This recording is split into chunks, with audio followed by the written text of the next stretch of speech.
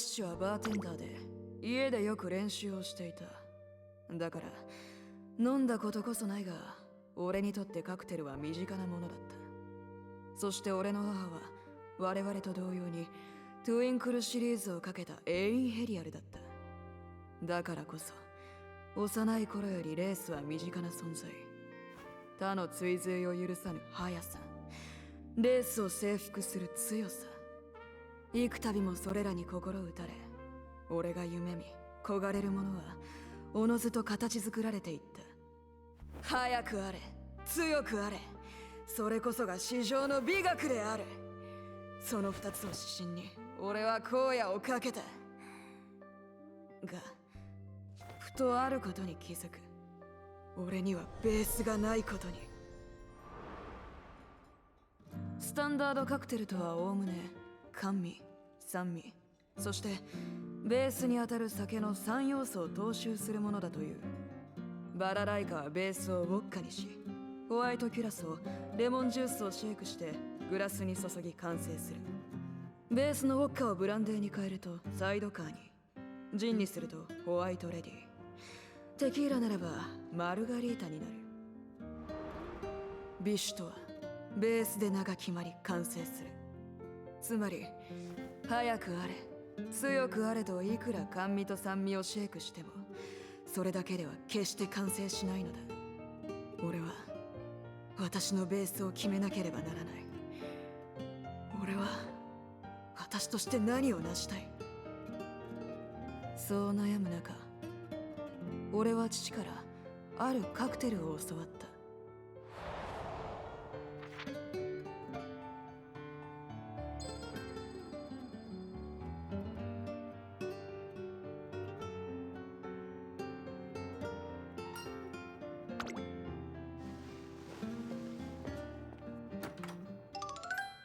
こちらサービスのカクテルです。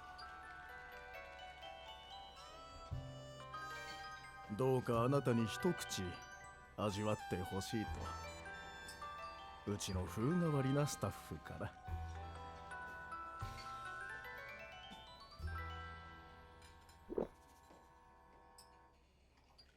ギムレットだ。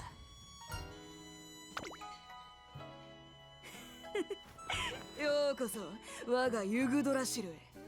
お前ならばそれを読み必ず訪れると踏んでいた。さて話を戻そうか。そう、父からの教授とはまさにその聖なるカクテ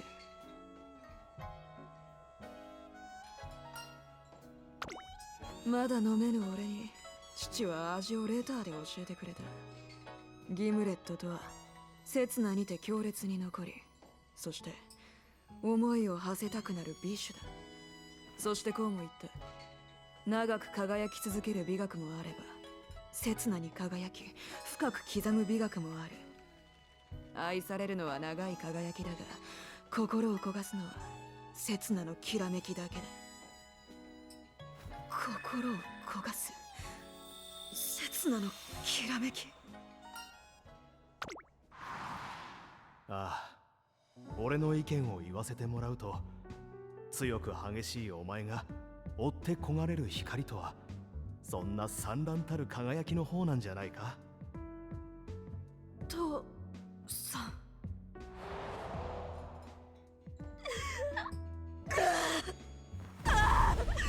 それこそだ父さん。このエランビタールが聞こえるか父さん。速さと強さを持って刹那にてまばゆく輝き、目に脳に心に過去に未来に刻印せしニュートスだ。それこそが俺の求める私。ギムレットを持って谷のギムレットのレゾンデートルは開始する。もはやそれ以外はいらない。タルタロスよりも深い燃えるような爪痕を私こそがこのガイアに刻みつけようと。つまり俺はあの日からギムレットをベースに強さと速さを磨いてきたわけだ。さあクライマックスだ。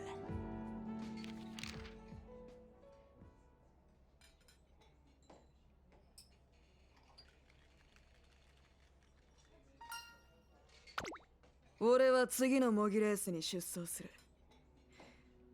芝 2400m のレースだ。トレーナーのお前ならばこの意味はわかるだろう。